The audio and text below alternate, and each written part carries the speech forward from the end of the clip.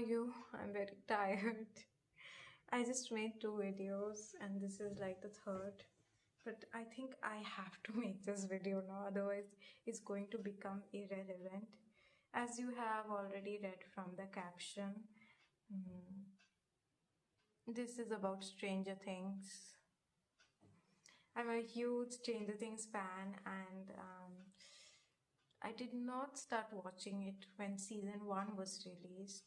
I started watching it when season 3 season 3 was released, and I don't know, I just, at that time we did not have Netflix wasn't really popular since it was 10 years back. Here people weren't really aware about it, and Netflix was just starting its YouTube channel. So I had no idea, obviously, and I was a kid back then. Now I'm all grown up, but 10 years back, can you imagine? So, obviously, I started from season 3 when I had some access to a mobile phone and some access to movies.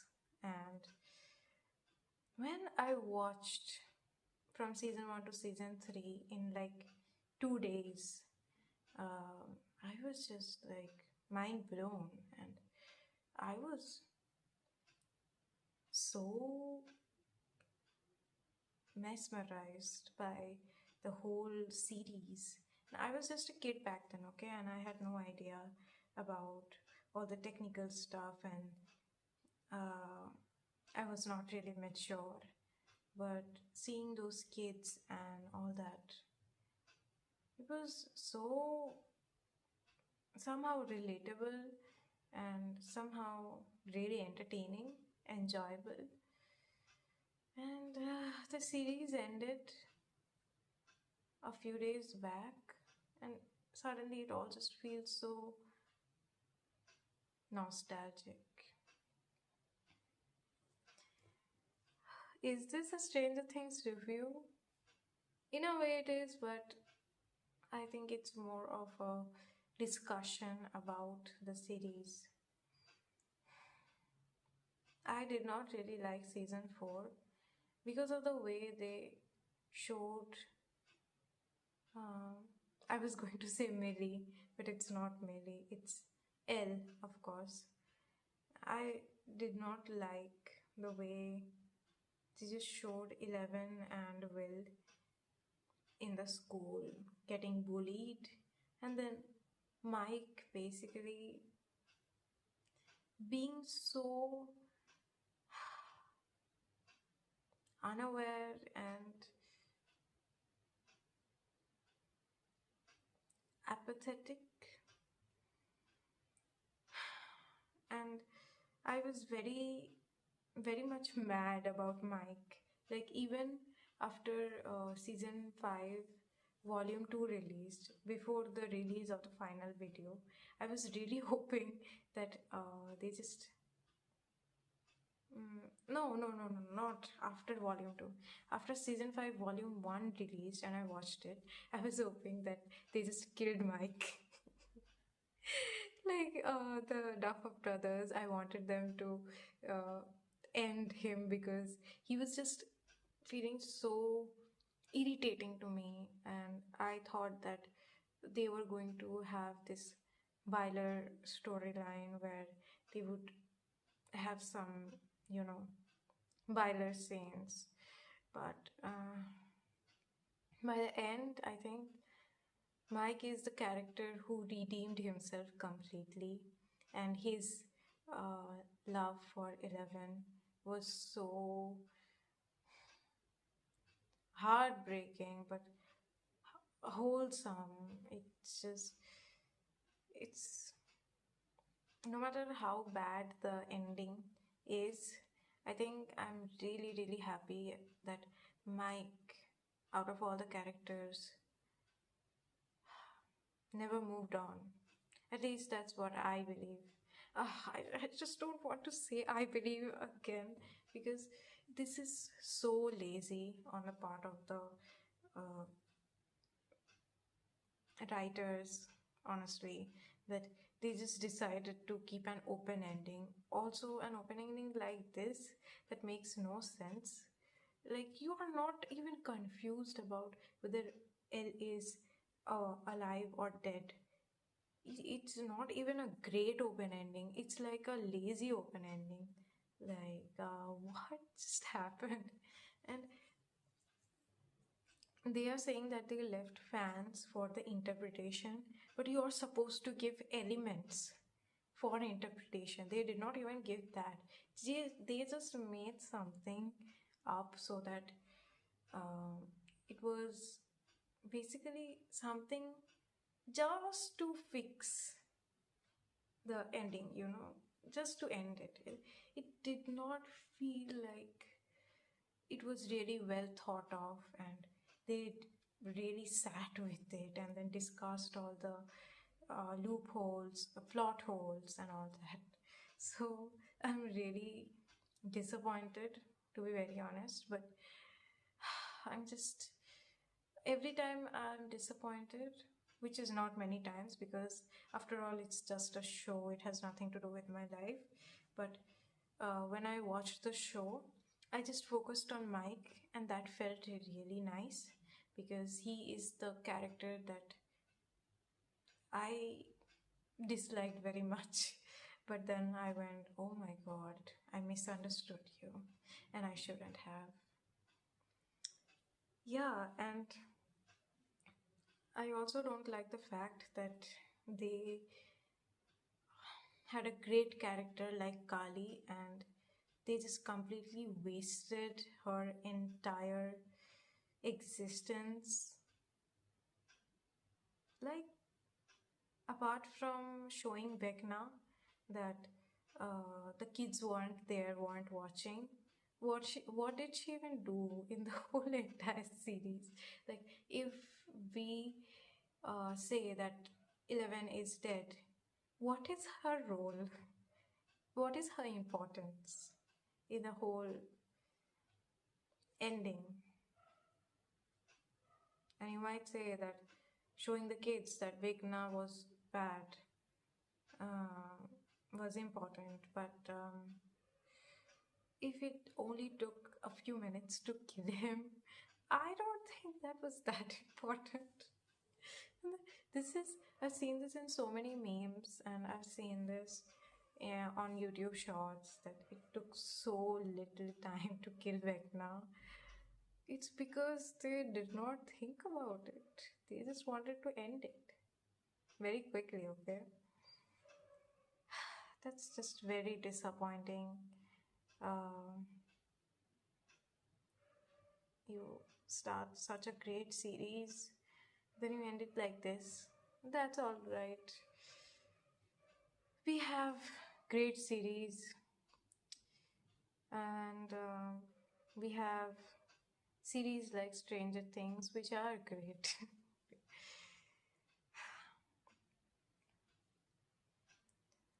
Yeah, so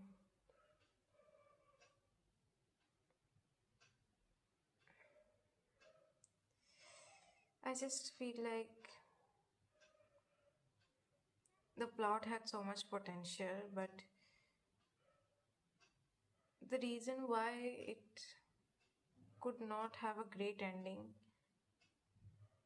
is, apart from the laziness of the Ruffer brothers, there were too many characters.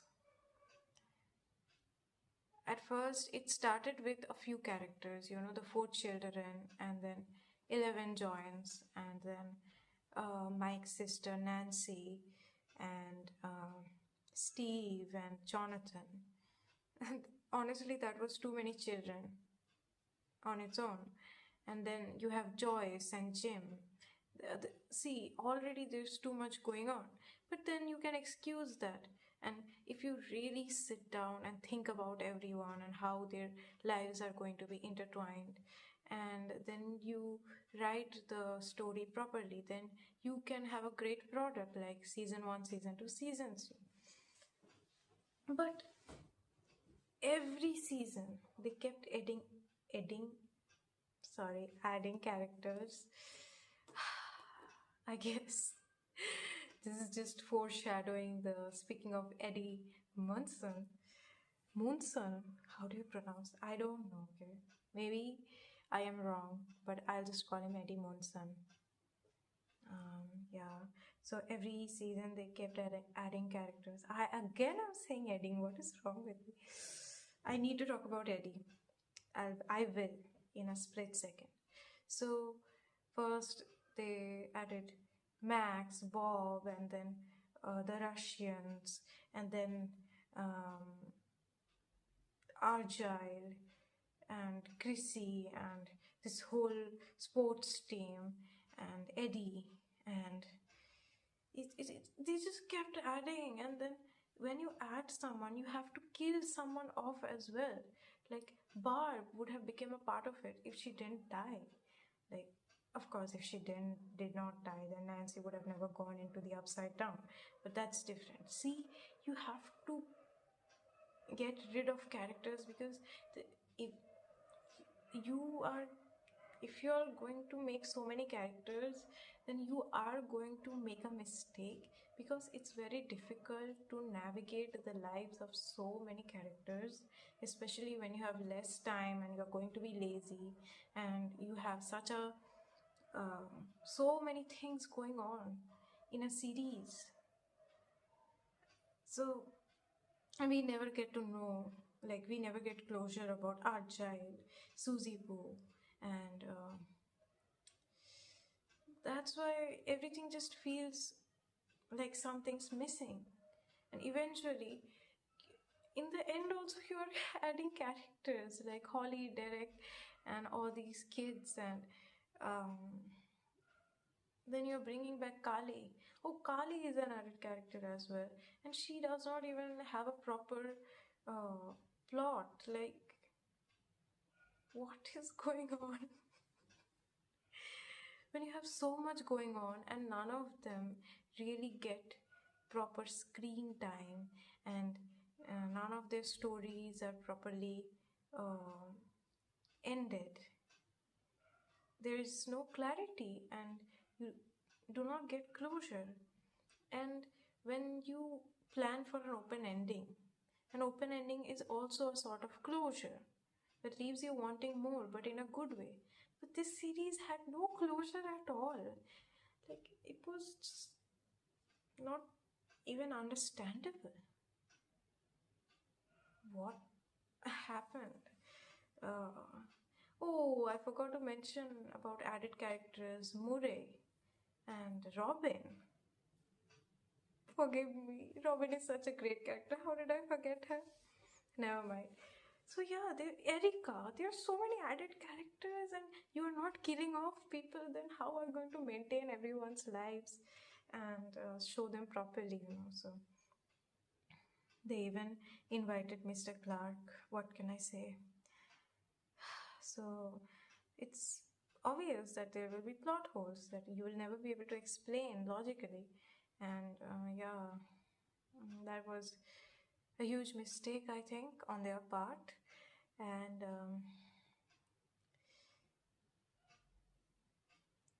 yeah,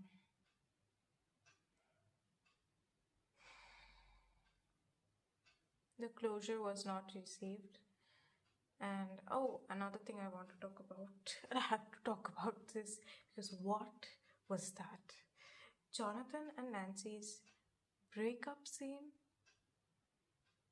That's a breakup. I mean, what? No, seriously, what?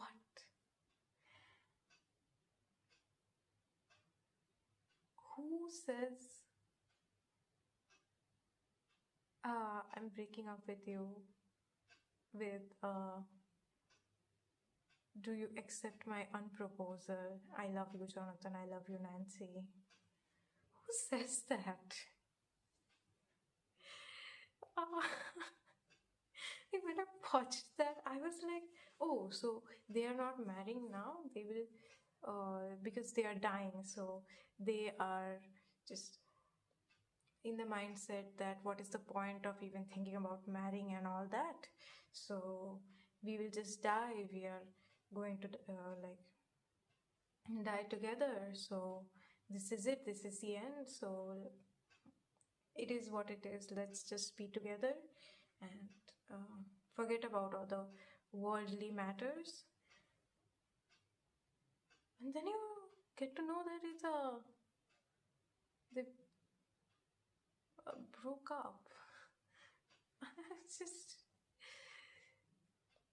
this is how you know that it was really lazy writing. Because what do you mean that every season you wrote really good dialogues, made every character believable, made all of their relationships so sensational, and kept the audience waiting, kept the fans feeling crazy about it. And then you write a scene and it is not clear what you even intended to communicate when you have the same mind blowing actors. So that's how you know that this was really lazy writing and bad writing, actually. Not even lazy. Lazy is underestimating it. This is bad writing. So, and also, I don't know, but all the dialogues also felt a little shallow than before. I don't know. It felt like something was missing. The soul of the season, the soul of the series was missing. Never mind. It's just a series, and it has been such a comfort growing up with the kids, and uh, it was probably our version of comic books. Like we felt like we could be superheroes, uh, you know, move things with our mind like this. But that was really cool, and it ended. But it's, from my point of view, I think it's good closure to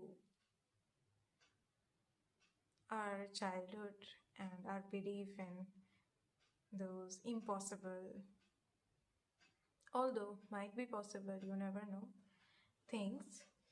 And even though the ending was disappointing and the writing was bad, the series ending is a good closure to accepting that this series ending is good closure for the childhood. For me, it was like, oh, this started so long ago when I was mature. I believed that it is actually possible, even now I believe it, but in a realistic way. Now that it has finally ended, I don't know, I feel like an adult now. So yeah, that was more like a discussion, but all right, it feels good to talk about it. I was really frustrated with Nancy and Jonathan's breakup scene. Also, I need to mention this.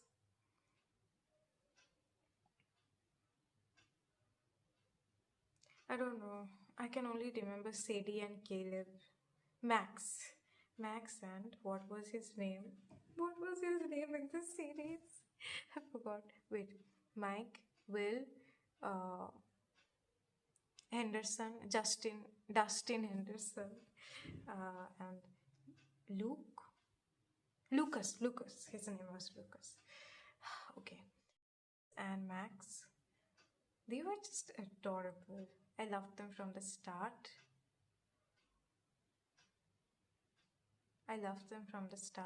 And uh, I always thought that Max was better off with Lucas. I believed in them. I don't know, Dustin just doesn't seem like the guy who is suited for romance. Like his whole character seems very much unromantic. I hope I don't get hate for this. It's just my perception, personal opinion, okay? Don't take it to heart. I thought that Lucas was better suited for Max, and I was so glad. And I hope Dustin gets who he wants in the fictional world. But all good. At the end, my hopes for them won, and I'm so happy that at least they are together, even if Mike and Eleven are not together. And about the ending, I don't really care whether Eleven lived or died, because either way, uh, Mike proved himself, and either way, Eleven would live happily.